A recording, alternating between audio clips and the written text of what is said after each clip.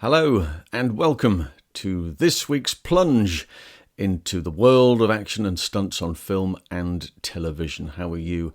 Thanks for rejoining me once again. If you've been listening to the podcast this week, you will know that we are in conversation with another one of my heroes, Mike Runyard, known as a spectacular motorcyclist, has been on a bike pretty much his entire life, and also that's how he got into the stunt business.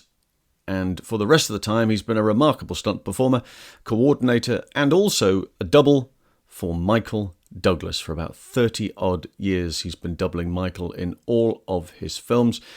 We caught up during the week. You heard little bits and pieces from that conversation earlier in the week. This is the full conversation with lots of great clips and bits and pieces. Sit back, enjoy, and we'll regroup after this. Here we go. Yes. No, most of the stunt people come from some professional background, like a gymnast or something like that.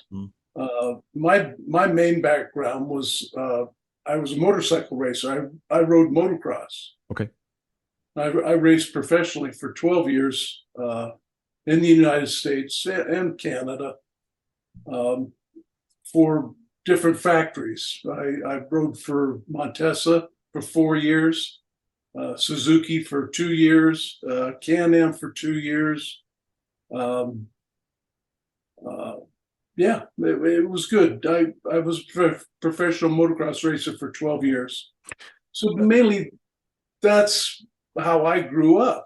I mean, I went to high school like that, and as soon as I got out of high school, I turned professional. I'd gone on to the motocross circuit. Oh, okay. So was bikes always a big thing for you? Were you always drawn to bikes? My father used to ride trials in England. My whole family's English. Right. I'm the only Yank in the family, and it's not a bad thing, Mike. No, no. no. We're not going to hold that against you. No. I love it. I go back as much as I can.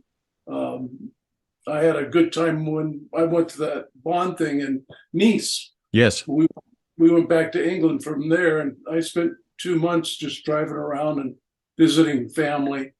So that was fun. I really enjoyed that. I love it over there. I really do.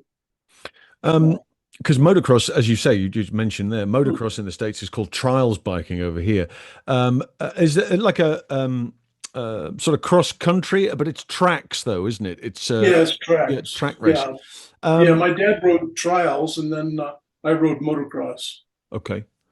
Dad had a lot of motorcycle stuff that he did because he used to ride. He rode with Lawrence of Arabia, D.E. Shaw. Right. Yes, of course. Yeah. Because Dad lived in Wool, and Bovington Camp was right there. And Lawrence used to get a brand new Breath Superior every year. Right. He'd get a new one, and Dad worked at the Red Garage and would keep his bike all tuned up. And Dad was actually the last gentleman to see him alive. Really? Because he came in and filled up with gas at the Red Garage and then took off to go up Clouds Hill. Wow. Yeah. That's a fascinating. And also in trials biking, of course, whether this would have been just after your dad's period, I'm not entirely sure. But we had a trials bike rider over here who then made a big name for himself in film as a stunt engineer, Dave Bickers. Oh yeah, I rode with Dave. Yeah, okay. So you remember Dave? He came over. We had what we called a Trans Am race in the wintertime. Right. The Europeans came over. Okay. And so I rode with and against Dave quite a bit in the States. And then in the summertime, we had what they called an Inter-Am series where the Europeans came over in the summertime, and that was mainly 250s, but the Trans Am was all the big bikes. Right. Good stuff. Well, this is it. It's extraordinary memories, isn't it? I mean, yes. Fascinating things. So evidently from what you're telling me there, of course, you pretty much, as you said yourself, you left high school and more or less you were riding professionally in sport right? Right. Um, Right. and this was, how many years were you doing this for? 12 years. 12 years, right? So 12 years on the circuit as a professional. Yeah. and that, based on your age, and again, I'm just trying to do some maths here, but based on the age that you would have been at that time, doing 12 years doing that professionally gives you huge amounts of experience about understanding bikes, understanding their abilities, their capabilities, different Yeah. types of motorcycle. Right. Um, was that a relatively easy transition into being asked to do film work? And most importantly, when did that happen? During that 12-year period or at the end of that period? Can you? Yeah, towards the end, because I retired from motocross the end of 1976. Right. So 1977, I had never really learned a trade other than riding bikes. Okay. So I basically had nowhere to go. And so I ended up working at Universal Studios as a carpenter, building movie sets. Okay. And then I got introduced to the stunt people because my father had built me a carpentry box that the carpenters would pull from stage to stage with all their tools in there. Okay. And Dad had put my motocross photos on it. And some people would point at that and says, I know that guy. Is that you? You know? So yeah, it was pretty amazing. And then I ended up meeting stunt people, and I got my Screen Actors Guild card so I could go ahead and do stunts. So all my early jobs was just motorcycle stuff. And then one day I was working on chips, Right. and there was a gentleman that laid a motorcycle down, and then he broke his ankle.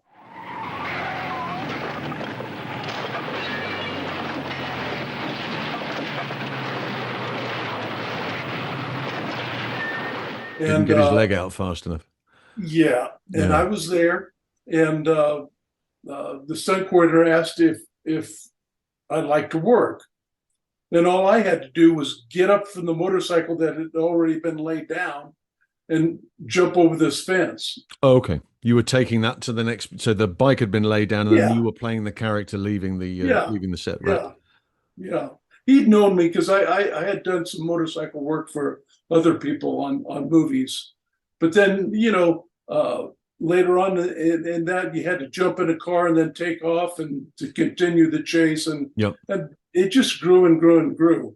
You know, With motorcycle, of course, the experience that you had meant that you were probably in a position to be plucked.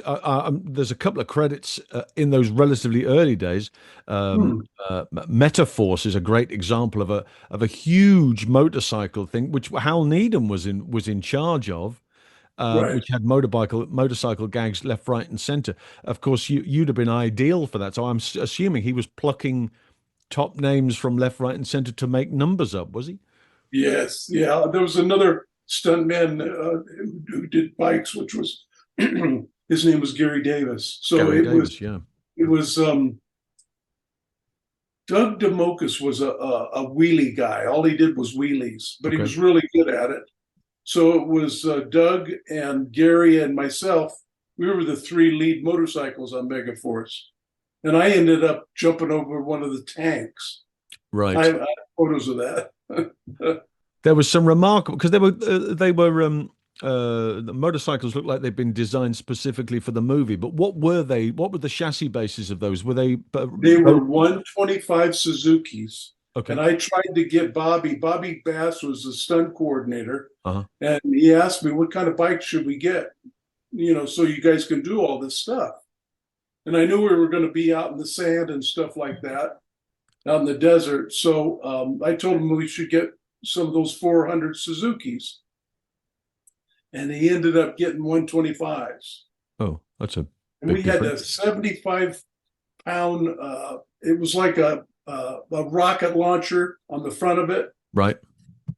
So it was hard to do wheelies with it. And then Bobby wanted all three of us to do wheelies together and fire the rockets. And we didn't know where they were going to go. So, if someone got a little too far ahead or behind, you couldn't fire your rockets. Were you firing those as well? So you're picking the front up and firing it, or were they done from Yeah, the special effects team? yeah, yeah. No, Very we devout. actually launched them, and they would take off and then they would go anywhere Right. because usually the fins on the back of the rocket would come off during just after you fire it, and yeah, it was amazing. For what it made up for in there's a couple of moments in the movie where you can see where the budget died, where they go, right, we've kind of reached as much of our budget as we can do now. We've paid off some of the cast.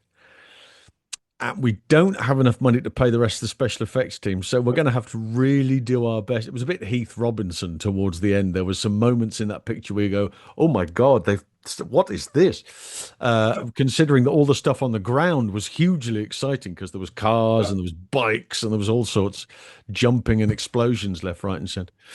Yeah, Um, yeah, so a lot of those interesting things. There was in those you did Buck Rogers as well in those early days. There yeah, was the yeah. That's television right. series there, Yeah, yeah, and your you said yourself, motorcycles. We've just looked at an example there of Megaforce, which was a yeah. great example of motorcycle work. But then understanding stairfalls and understanding knockdowns, was it as simple as just being told you're going to be doing this and we need you to fall from here to there, or were you given any sort of tuition prior to that? Most of those times, uh,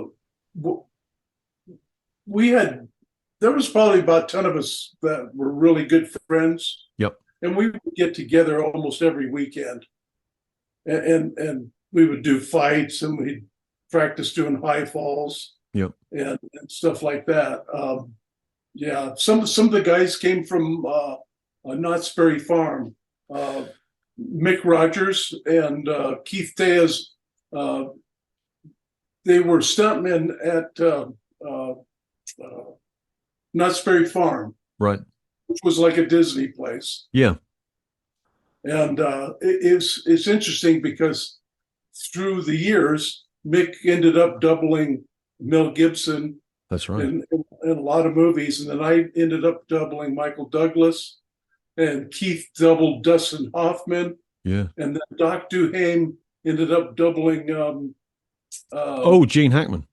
Yes, Yeah, Doc Duhane. Right. so I'm sorry. You're quite right. Yeah. all four of us, we were good friends and fairly lived close to each other. We ended up doubling those stars for quite a few years. And that type of relationship, that's interesting there as well, because that's very old school.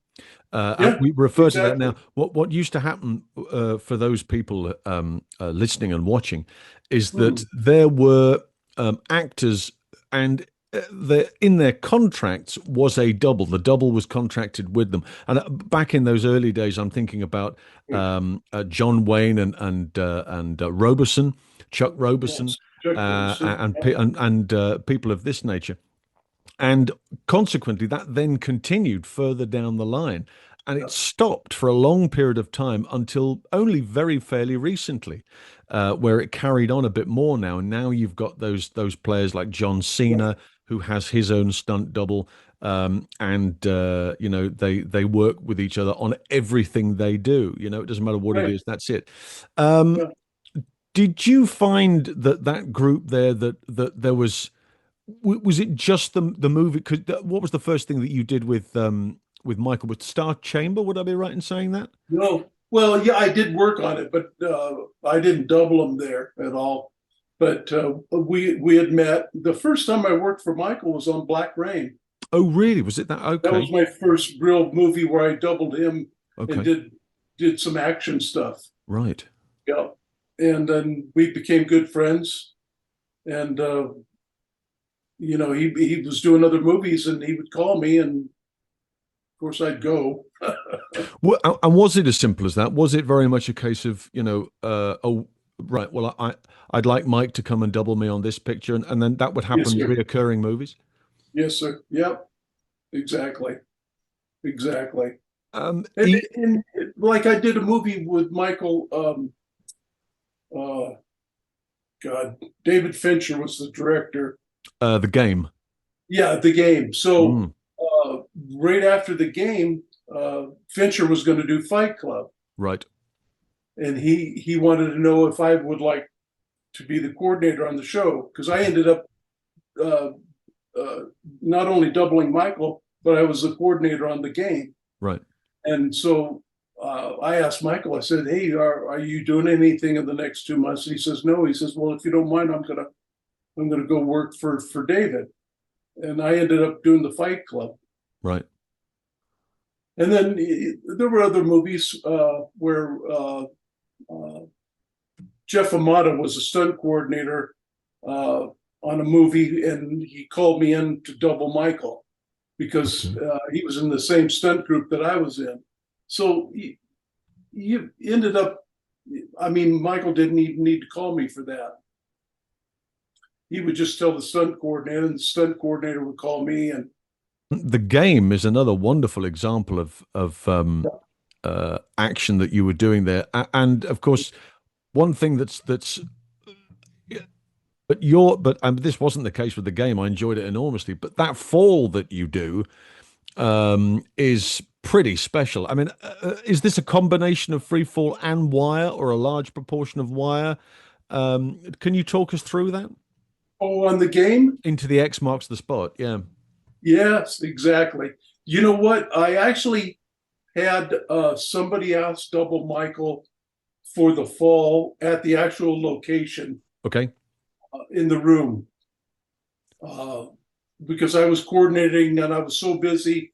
Plus, uh, I didn't like going backwards through the air, Oh, I see. Okay. but I had a guy. Headers only. Yeah, I had a guy on a cable, double Yeah. Michael for that fall. But then I ended up, uh, I doubled Michael going through all the debris and stuff Yes. uh, where he crashes and then ends up where he ended up. But that the big fall, it was about 65 feet. But I had him on a cable, but he had to. I mean, that's how we took him up. But then Yes. he had to, on action, he had to release himself. Oh, I see. He's queuing himself to right. Okay. Yeah. Well, we did, on action. Then he would release himself from the cable, Yeah. and he did the fall backwards into the airbag. It's very impressive. And, Yeah. and the way it's shot as well. I mean, it really does work Yeah. from having that angle to look at. Um, Mm.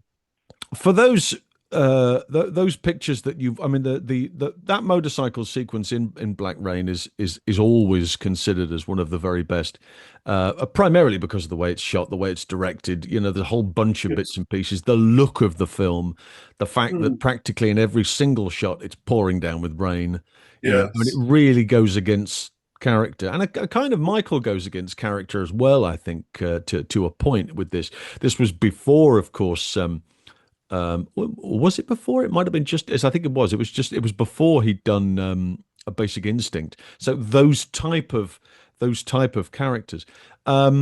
Was that I mean, you were on two wheels again, so it was great work for you. But was it a particularly tricky picture to work on? Was it very very complicated? And was there a great deal of stuff that maybe we didn't see in that final edit? No, it was wonderful. We ended up going to Japan, and Yeah. we were scheduled to be there for 10 or 12 weeks. I can't remember. And we kind of finished up early because when Ridley would go scouting uh, with the Japanese crew, Mhm. uh, and they would just say yes all the time to whatever Ridley wanted to do, like at this location. And then when they went to actually film there, then they were told, no, we can't do that. Oh, right. And that happened a lot. And it was very expensive over there to film in Japan. So we ended up, I think we finished like 2 weeks early there. And then we went to New York. And then the Motorcycles Through the Vineyard, that was shot up in California in Oh, was it Napa Valley? Wow. Napa Okay. Valley. Yeah. And it had actually rained up there. Oh, What, for Yeah, real? yeah, yeah, Must have been the yeah, first rain they'd had for a long time. yeah, yeah. We just actually really went between the vineyards Okay, doing that. And then, we would pick a location where you jump off and get on the same level as the other guy.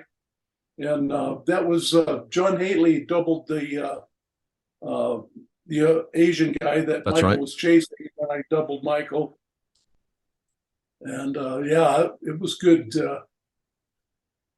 I think the studio ended up getting a fine for really laid all this smoke out, all this fog, and it ended up damaging the vineyards, the grapes. Of course, yeah, because the Napa Valley's a wine region, isn't it? Of course, they're going to Yeah, damage their next yeah, year's stock. Oh my God.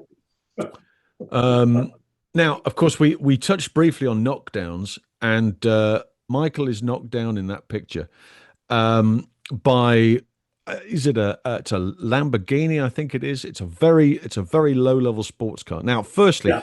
the knockdown is crazy, and there's a couple of reasons because often, as you know yourself, with stunt work and with car knockdowns, momentum is your friend in an instance where Right. you need to get up on the bonnet and it throws you the length of the car and down.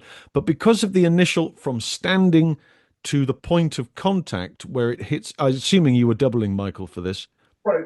Right. So from the point of the car standing still and then going to the point of contact, and they're probably only doing 20, maybe 15, 20 20, miles an hour. 25 is like 25, but tops. this thing just took off and Yeah, you disappeared up into the air and the car passed under you and you landed behind it with the most exactly. agonizing crunch. How on earth was that to film? And tell me that was the only take you did. No, Well, okay. So Mike's going, there's do a you whole want one story to more? that one. Yeah, actually, yes. It was Wow. three. I did it three times. 3 times. Man. Yeah, because what had happened was they had already filmed the after stuff after the car hit Yes. in the car with a clean windshield. Oh, of What course. happened on Yes. the first one, I broke the windshield. I Yeah. actually almost got stuck in it for a minute. Yeah. So, of course, we did it again. And then Jim Arnett was the stunt coordinator. Mhm. He came over as I was getting up and he says, "Hey," he says, "they want to do it again. You got one more in you?" And I said, "Yeah, but we better do it quick because I'm swelling up. Yeah. You can feel it, I would You got to be imagine. able to move." I had on so many pads. Anyway, so I said, if we do it again, we got to put some Lexan in there so I don't break the window. Okay. So we ended up putting Lexan in front of the actual glass. To kind of strengthen it to prevent it from Yeah. caving in. So when I hit it, I didn't break the windshield. Right. And that's what you were just talking about. What had happened was the third time we did it, the Lexan was there. So when I hit the window and it didn't break, it just shot me up. Wow. And then what happened was when I came down, there was no car. No, It exactly. was Just gone. disappeared under you. Yeah. Um, First and two, I got to, roll off the back. yeah, it's just, and it's still. I mean, I've seen it hundreds of times, right? I've seen the movie about 5 or 6 times, but I've seen that knockdown hundreds of times. And every time you land, I still go, oh God, it's just still gets me every single time.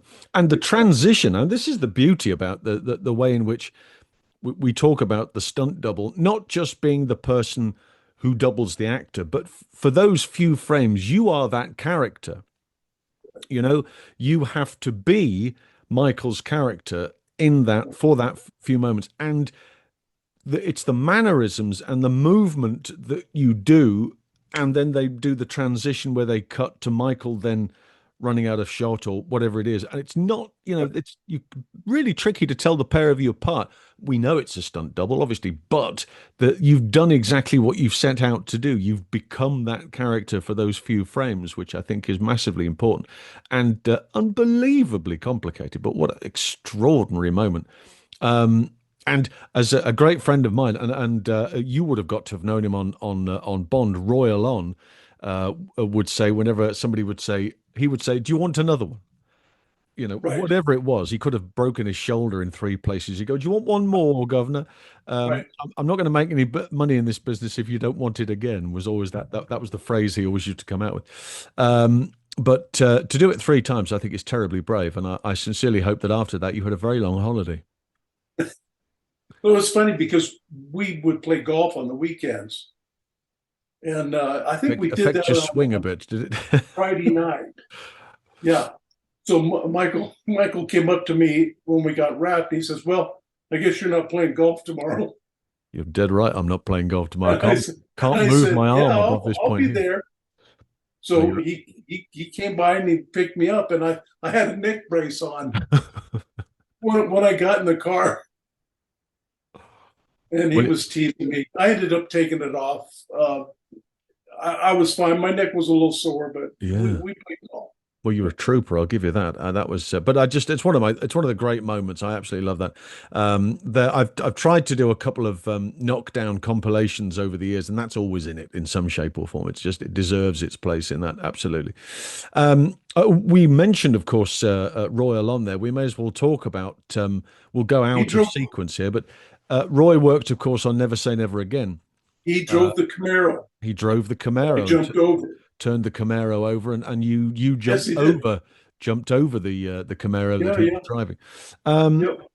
Nice that guy. a lovely guy, yeah, passed far too soon, sadly, but a lovely man, and regarded by many in this neck of the woods anyway as the stuntman, the man who could do it all.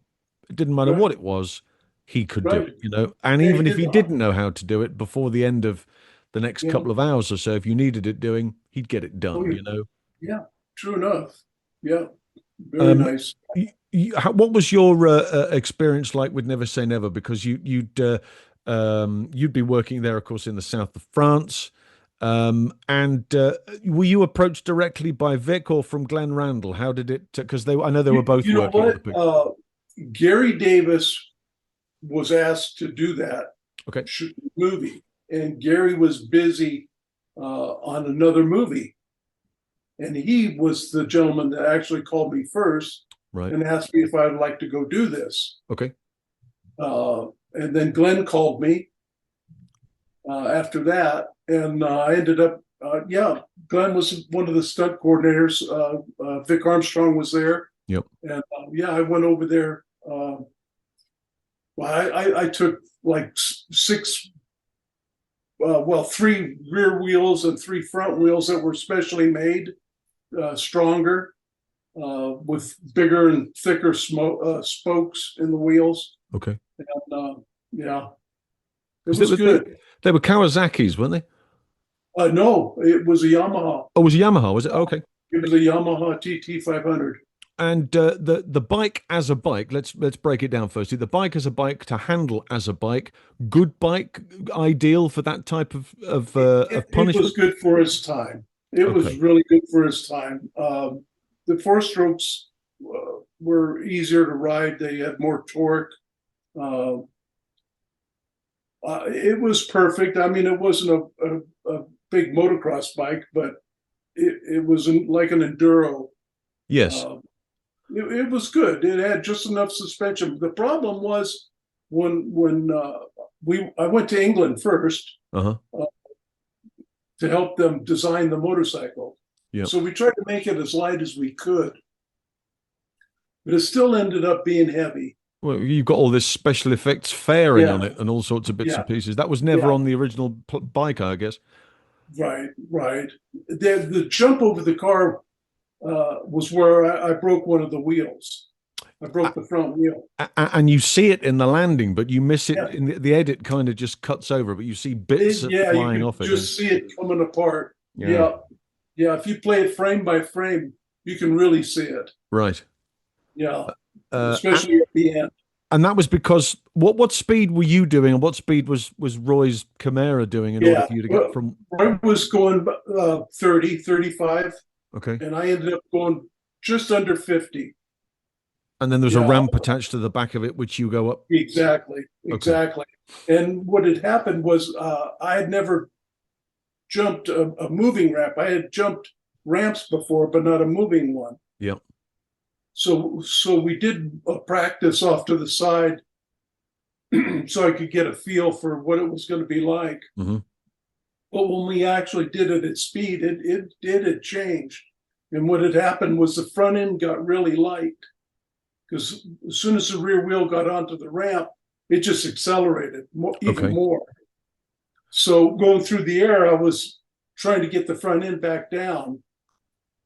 So instead of landing like rear wheel and then front, it landed hard on the rear wheel first, and the front end slapped down. Yeah. That's what did it. When when the wheel started to come apart, I was probably only going 2 or 3 miles an hour, but the bike was getting lower and lower. When Yeah. we went over to pick the bike up, there were two spokes left. Is it really? Oh dear God. Yeah, yeah, Wow. yeah. We were lucky. So what we ended up doing, it had the rockets and stuff on it for special effects. And when I jumped over the canal, I said, we got to really lighten this thing up. So the rockets weren't on it, but there was this smoke device that was on it, which was much lighter. Yes. And that just gave the impression of Yes, pushing it away like boosters. Yeah. exactly. But the jump over the canal was much bigger, It and I did knew look that like a was bigger going to jump. be, Yes, absolutely. harder landing. Mm. Yeah, but when that ramp wasn't moving, so I was able to, get the flight really, really good. Okay. Yeah. There was also a couple of clever little devices used in that chase as well. Mickey Moore managed to capture a great deal of wonderful photographs, which were on a website. I'm still trying to track that down. I know it's about somewhere, but there are hundreds of terrific pictures, particularly of that motorbike chase, and a rig designed whereby, of course, there's the sliding underneath the articulated lorry, Yeah. and it's kind of a drag device which drags it and Yes. manages to do. Was that quite a long time in development, and how involved was it? Just a simple case of you riding it up, or riding it underneath, or getting it into Well, position, or they'd asked if I could actually lay the bike down and go underneath it and then pick it up as I was still moving. okay, And I just told them that we wouldn't be able to do no, that part. We could no, do it in cuts. So uh, all the motorcycles they I think they built a total of 7 motorcycles, and one of them was the one that was laid down, and then it was an airbag that flipped it up. okay, right, Yeah. So I actually laid it down and went underneath and came out the other side. But then what they did is they got that motorcycle where it would flip up. They put me on the bike and we went back underneath the truck. And then on action, they pulled me on a cable. okay, Yeah. And then I actually flipped up. And then we actually did it with Sean. Sean did it. We did a yeah, because that's right, he was close on up them. shot. Yeah. Yeah, Mickey Moore was, I love working for Mickey. I'd worked with Mickey before, and he's such a nice man and understands. Actually, Glenn Randall and him were really good friends too. So that it was a really fun shoot. That one mm. it was nice.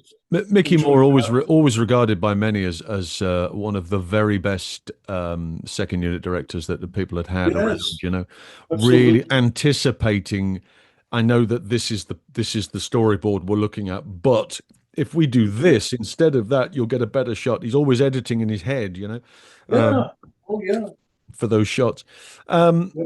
and another great name that you worked with on that picture, of course, was again, sadly, these names they're no longer with us. Frank Henson, one Oh, of one of Britain's top guys back then, who was doing some doubling for Barbara Carrera yes. Yes. in the Renault 5 that you were Right. chasing.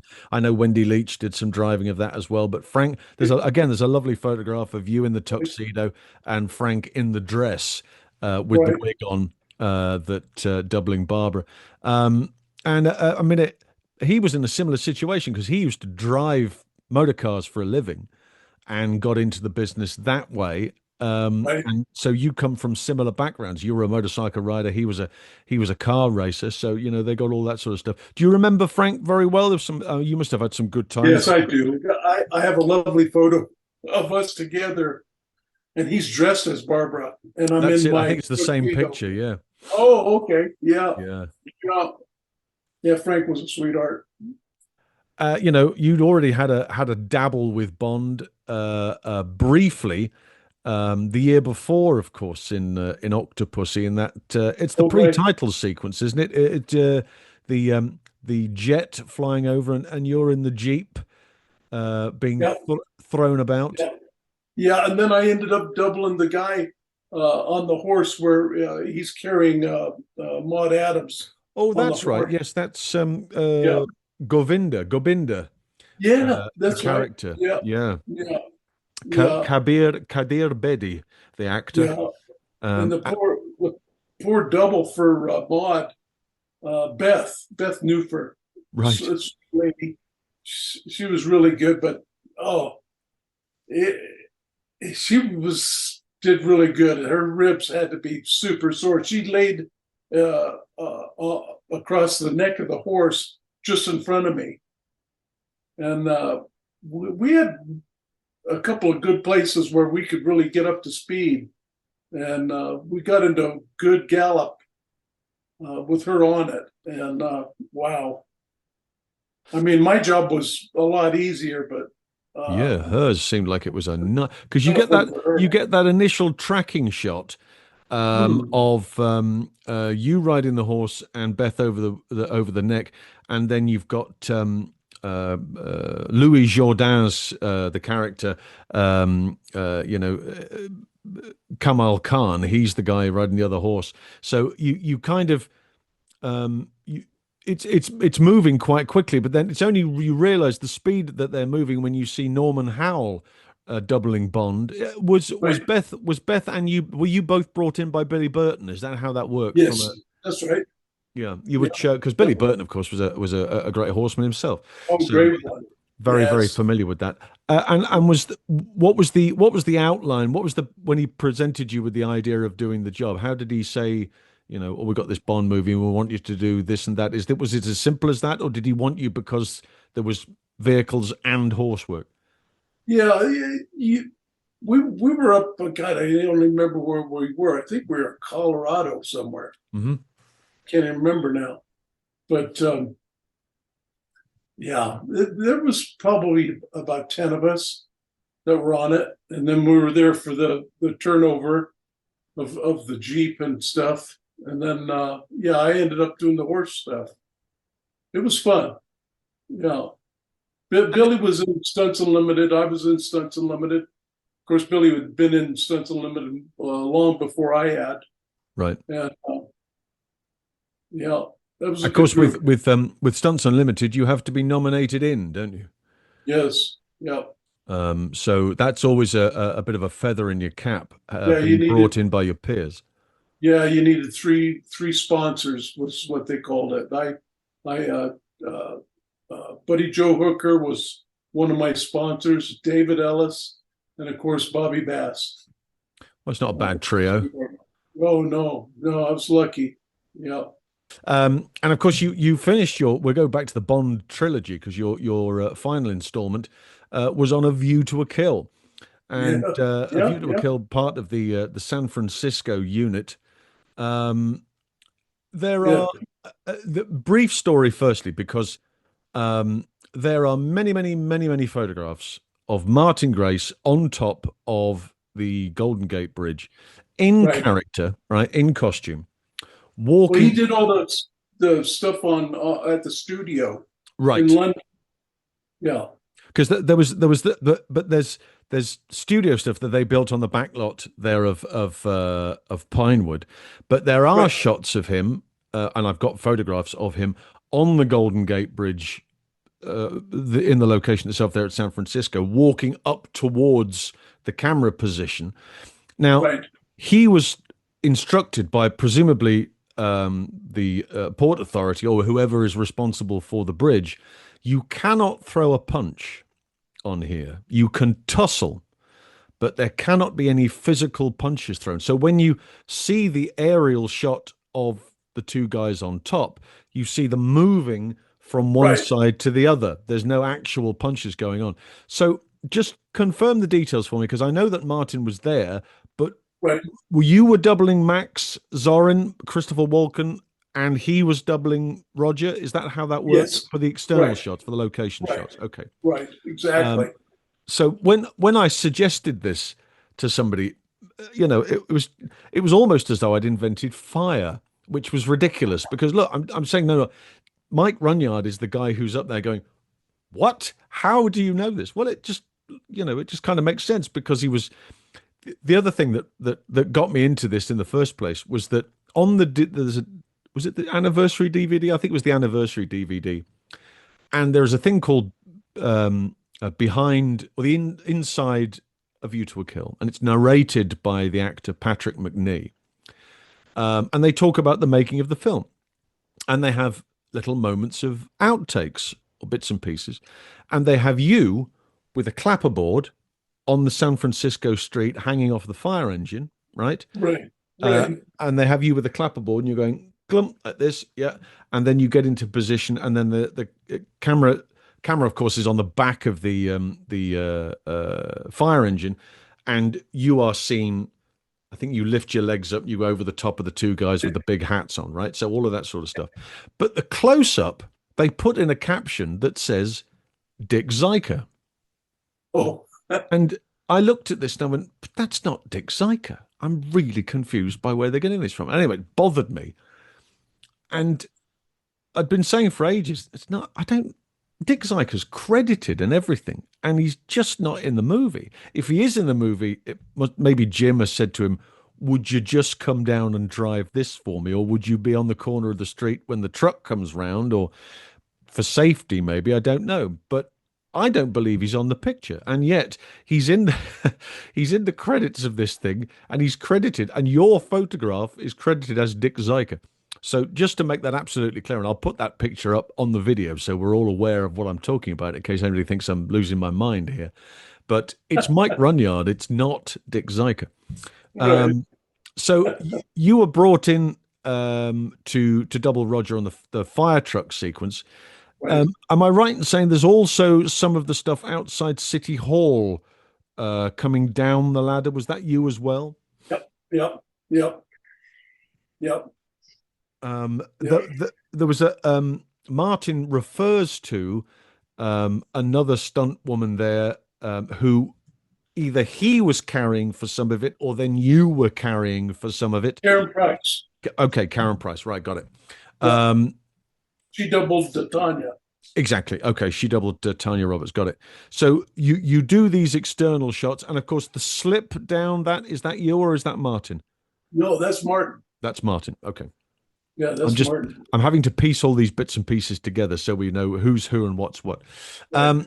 The driving sequence, of course, is okay. Jim Arnett's coordinating, but driving the fire truck is Remy. Remy Julien's boys, right? No, that was Remy. Remy. Remy was driving it. The boys were the cops. Ah, I see. Yeah, Right. chasing the fire truck. Yeah, because I ended up. We had finished the fire truck stuff as far as swinging on the ladder and all that, and then I get up and I go to the back to drive it from the back. Mm-hmm. So then sometimes we had a dummy in there, and then I ended up driving one of the cop cars. Right. Where we drive. I think he jumps over the bridge. Anyway, and then two cop cars get stuck. That's right. They get stuck up the top. Yes. Yeah. So I was in one of those cars. Well, it's funny how you ended up, you get on a set doubling someone, then you end up doing even more stuff.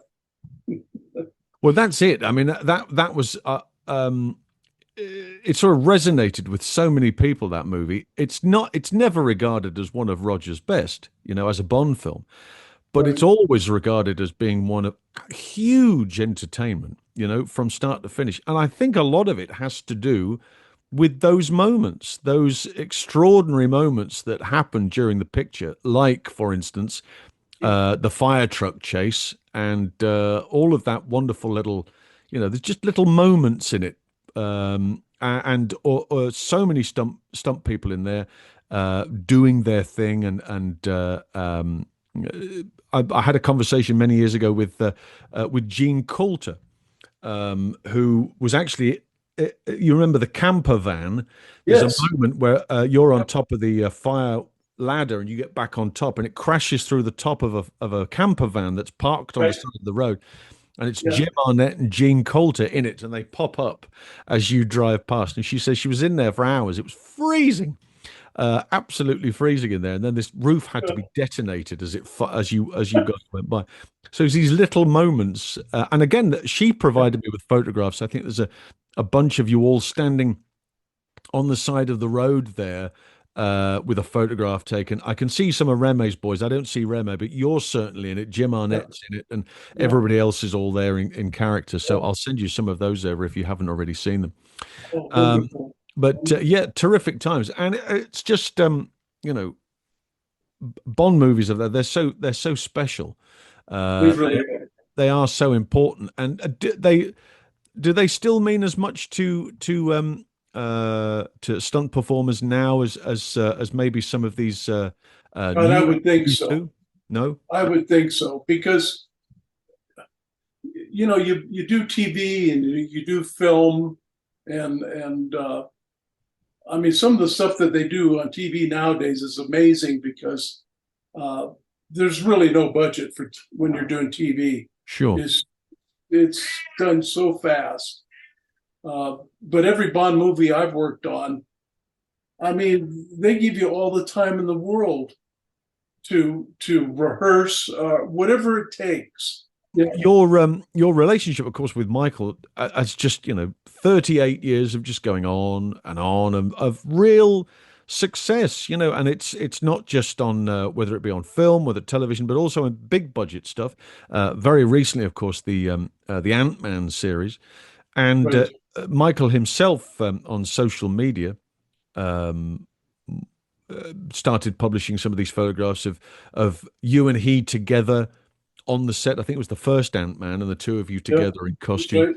And it Yep. went everywhere. And on the strength of that, there was the photographs of you guys together on Black Rain, and there was photographs of you together on another picture, etc., etc. And it went on and on. Was there a Perfect Murder? I think there was photographs from there as well. A whole Yep. bunch of bits. Yep. And it just got to the stage where people were suddenly waking up and going, "Oh my God, who's this Mike Runyard guy we've never heard of?" And that's kind of the point, isn't it?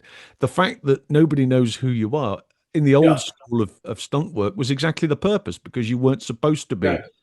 Nowadays, it's different. Everybody knows what a stuntman is, and every stuntman has a Instagram page and all that sort of stuff. So people will advertise the fact. But it was very much a wide awakening for many. Did you see that? Because there would have been a great. I know Entertainment Tonight had interviewed you, and a whole bunch Yeah. of people No, that got in touch. I haven't.